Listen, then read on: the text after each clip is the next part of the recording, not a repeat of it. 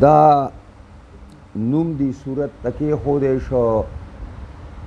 ځکه چې په دې کې د منافقانو پورا تفصیل داغي قبایح ناکاری داغي ناکار صفتونه او داغي ناکار کردار قرآن بالکل پڑھاگا کھڑے دے واضح کھڑے دے د دی وجنا په دی اسم فاضح مفسرین لکی په دی اسم فاضح باندې دا نوم دی صورت تکی خودش سوره منافقون یعنی آغا صورت چې د منافقانو کردار او صفتونه او ناکاری پکې بیان شوی دی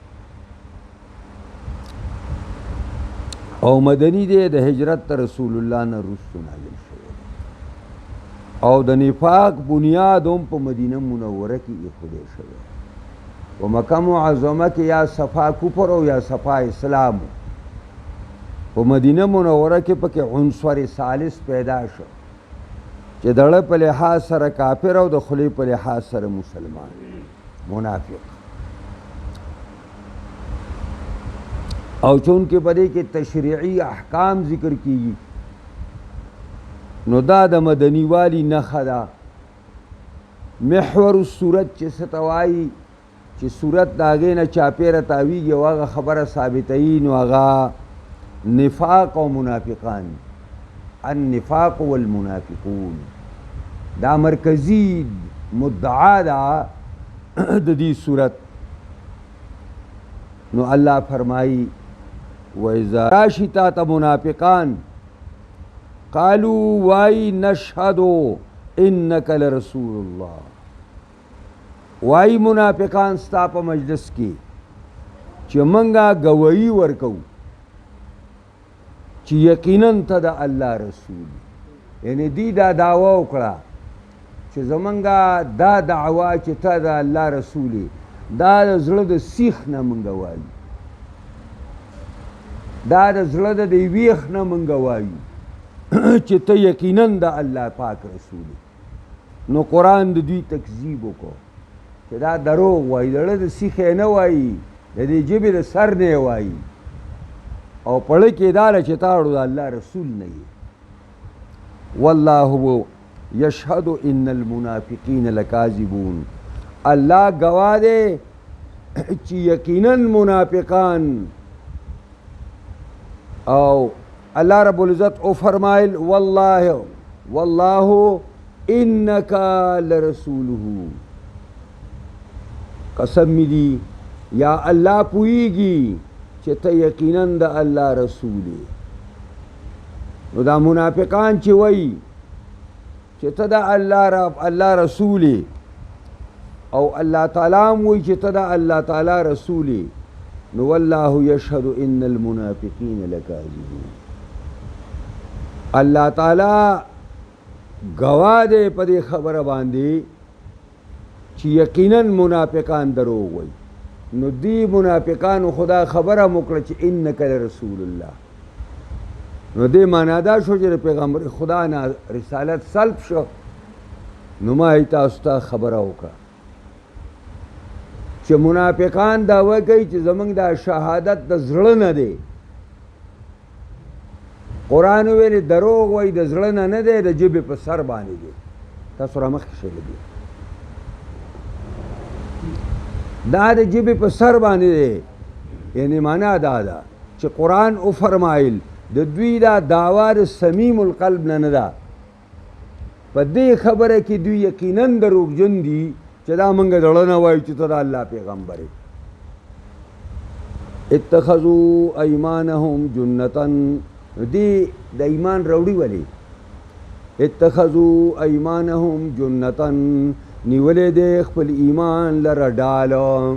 دا ایمان زان دا پارا پردہ کڑے دے او زان دا پارا ڈال کڑے دے دا مجاہدین و اسلام نا او د اسلامی حکومت نه یریږي بیا به څوک زمونږ مړی په مقبره کې نه ښخوي موږ سره به څوک خپلولي او رشته نه کوي په موږ باندې به څوک جنازې به نه کوي. دا ټول هغه دنیایي لالچونه دي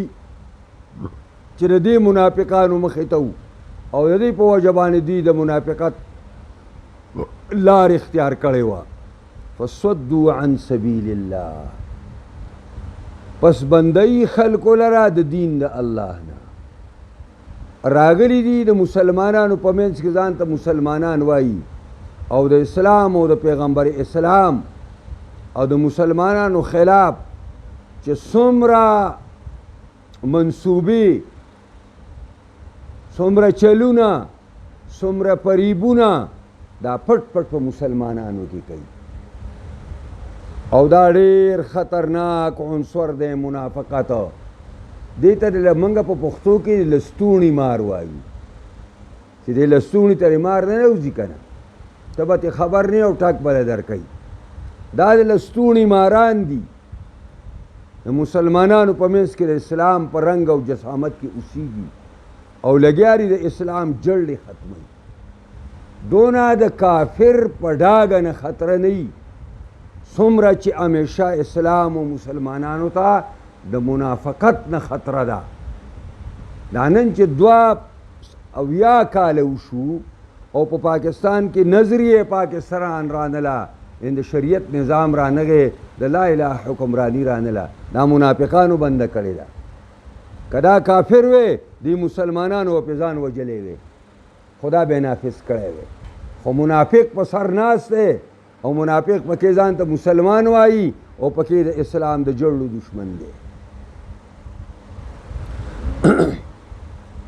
انهم ساء ما كانوا يعملون، انهم یا دا یقینا دا منافقانو ساء ما ډېر بد دی هغه کانو یعملون و دوی چې څه کول، دا دوی چې څه کوي دا ډېر ناکاره عمل دی، ډېر ناکاره کار دی، ډېر غلط کار دی. او دا دوی ولې کوي؟ دا لوبه دوی سره ولې وشوه؟ دا د منافقت په بیمارۍ باندې ولې بیمار شو؟ ذالک بانهم آمنو، دا په سبب د دې باندې چې د منافقو اول ایمان راوړی. چې کله په بدر غزا کې ګټه وشوه نو دوی مسلمانان شو. عبدالله ابن ابی ابن سلول رئیس المنافقین حدیث کې راځي مرګرو ته ویلې لاره بله نشته بس اسلام قبول کوي په ظاهر کې. او چې کله په احد کې شکست راغی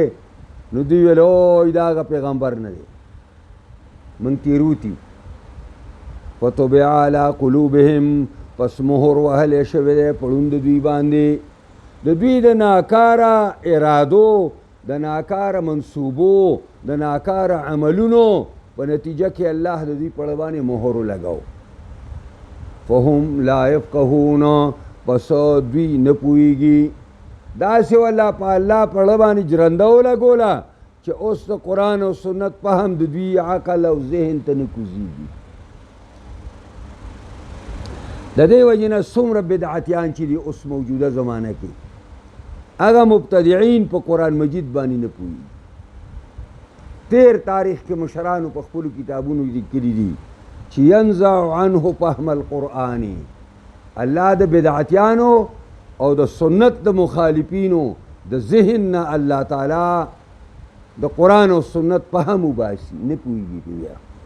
د قرآن آیات به وایي او خپلې خبرې به کوي، حدیث د پیغمبر به وایي او خپل خوبونه به بیانوي، خپلې کیسې به کوي.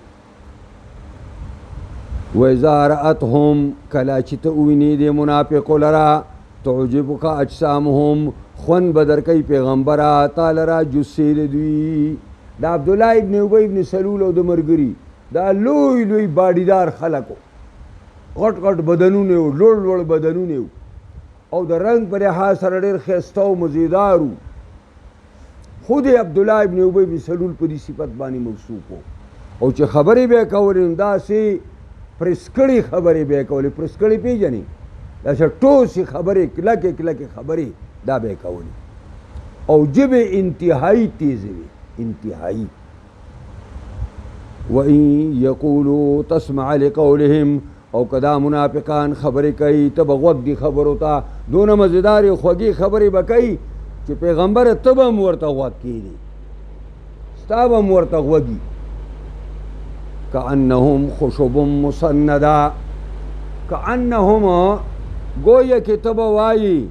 چې دا منافقان هغه لرګي دي ودرولې شوي دي دیوال ته بعضې پالتو لرګي خلک دیوال ته ودروي او دیوال ته ولاړي د هغې سوا د دې نه په کور کې بل څه دغه نه چې بله ورځې رالي او په تبرې وړوکې کوي او په تنوره او په نغري کې سیزي دقسې دا منافقان دا هغه دیوال ته ودرولې شوي لرګي دي سوا د دې نه چې د جهنم اور پې کفارو ته ګرم کړی شي د بل څه لایق نه دي بس د بل څه لایق نه دي یحسبون کل صیحة علیهم ګڼي هر آواز په ځان باندې چې په مدینه کې آواز پورته شي منافق یو خوا بل خوا ګوري وایي زموږ خلاف خو قرآن نه راغلی نو یحسبون ګمان کوي منافقان کل صیحة د هر آواز چې پورته کېږي مدینه کې علیهم په ځان یې ګڼي چې دا زموږ خلاف چېرته څه چغه شور شوي نه وي چې هلکه راوینیسئ دا منافقان هم العدو الله وی هم دا دشمنان دي مؤمنانو ستاسو دا منافق ستا دشمن دی او دا ادوات ته حصر هم العدو یعنی دا منافق په دشمنی کې بند دی ستاسو او دشمنی بند نه په ستاسو په ده کې فاحذرهم او یریږئ د دې نه او یریږئ فاحذرهم پیغمبره دوی نه او یریږه ګورې د دوی د دې دسیسو نه د دې د دې چالونو نه د دې د دې مکرونو او فریبونو نه او یریږه قاتلهم الله الله دې دوی مړه کي دا بددعایي ده الله رب العزت ورته پخپله کوي قاتلهم الله دا منافقان دې خدای مړه کي دا دې خدای ملعون کی انا یؤفکون کم خوا واړولی شو د صراط مستقیم او د اخلاص د لارې نه په یو غذا کې د حضرت عمر یو اجیر دی جهجاه نومې دی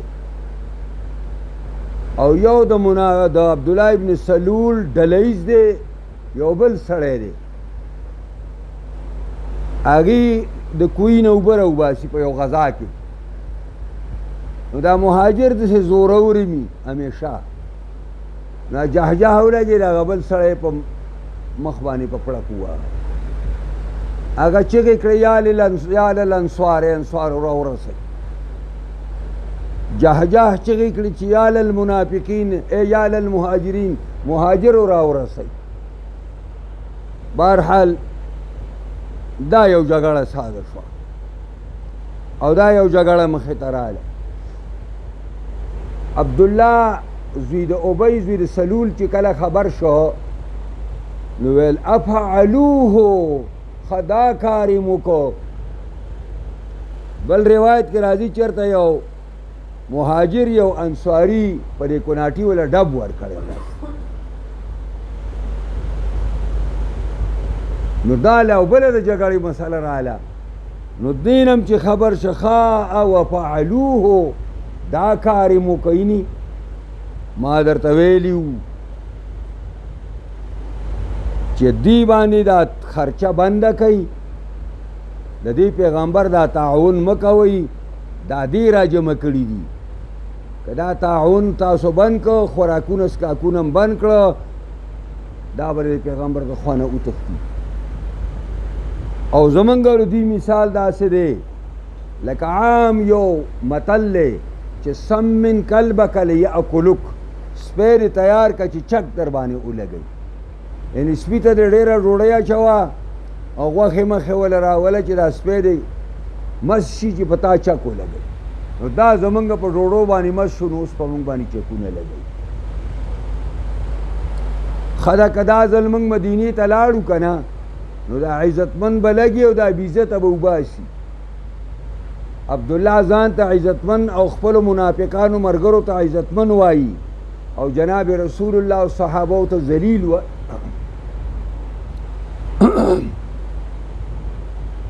زید ابن ارقم رضی اللہ تعالی عنہ کشر صحابی دے دای واوریدل راغه پیغمبر خواته ویل چې عبدالله ابن ابی ابن سلول دا خبرې وکړي ما واورېدې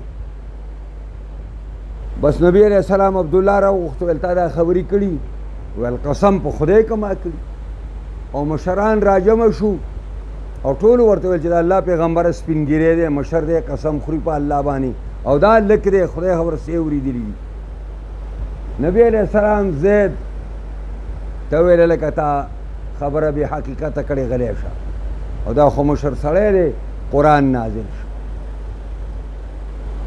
قرآن فرمایل چې دا خبره د کړې ده او زید وایي زه ډېر انتهایي خفه شوم او مې ژړل چې الله دیک مردار خو زما مخکې دا خبره کړې اوس یې قسم وخوړ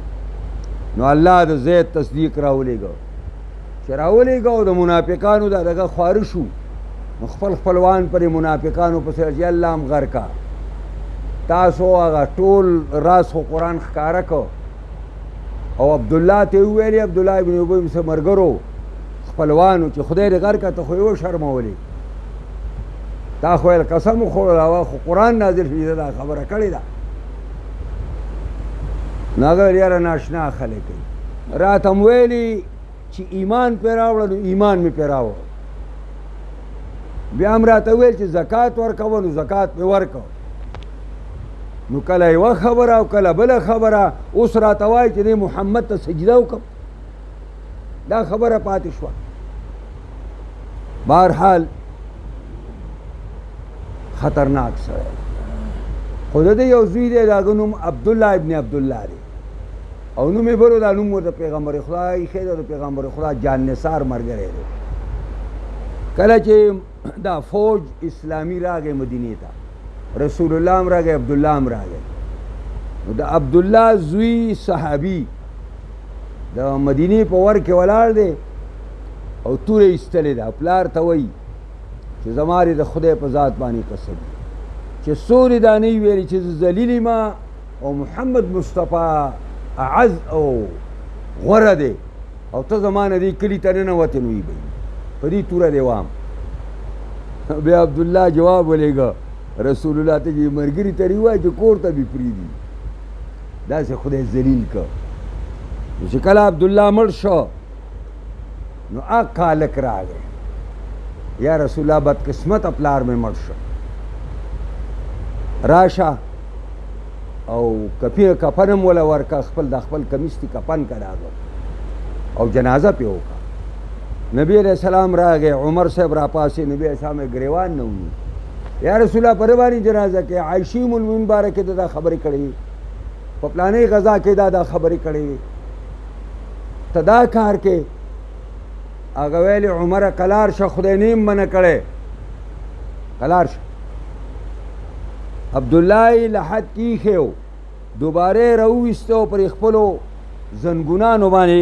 کېنه سملو او لاړې پیتو کړی او خپل کمیس یې وله ورکړ او دعا یې ورته هم وکړل او مونځ یې پرې وکړ به دا آیاتونه نازل شو وایي وإذا قیل لهم کله چې ویل شي د منافقو ته تعالوا راشئ پیغمبر ته دغه دا یستغفر لکم رسول الله بخنه به وغواړي تاسو پاره پیغمبر د الله راشئ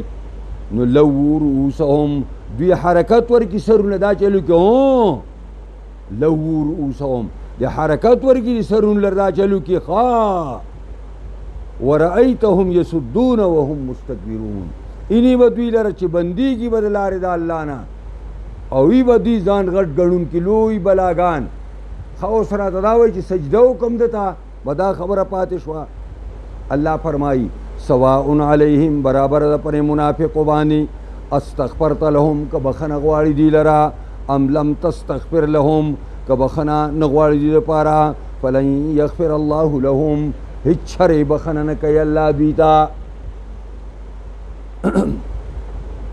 او بل ځای کې قرآن کې الله فرمایل لا تقم علی قبره ابدا هیڅ چرې به بیا منافق په قبر نه ودرېږي او په منافق باندې به منځونه نه کوي.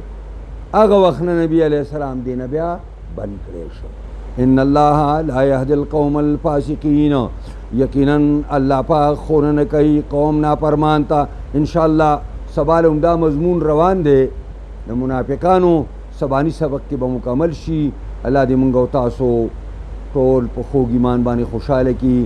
اخلاص دې الله مونږ کې پیدا کي. د منافقت که څه شایبي په مونږ کې الله دې زمونږ نه لرې کي. د ټولو مسلمانانو نه دې الله لرې کي او الله دې قرآن نظام په تمام جهان خاص کر پاکستان کې راولي او پاکستان دې الله د اسلام یو قلعه سازه کي. د تمام مسلمانانو د دنیا یو دادرسی سټیج دې الله پاکستان نه ساز کي چې د تمام مسلمانانو د دنیا د مظلومو مسلمانانو تپوس کوي. الله رب العزت زمونږ او ټول نه راضي شي او خاتمه دې الله زمونږ ټول په ایمان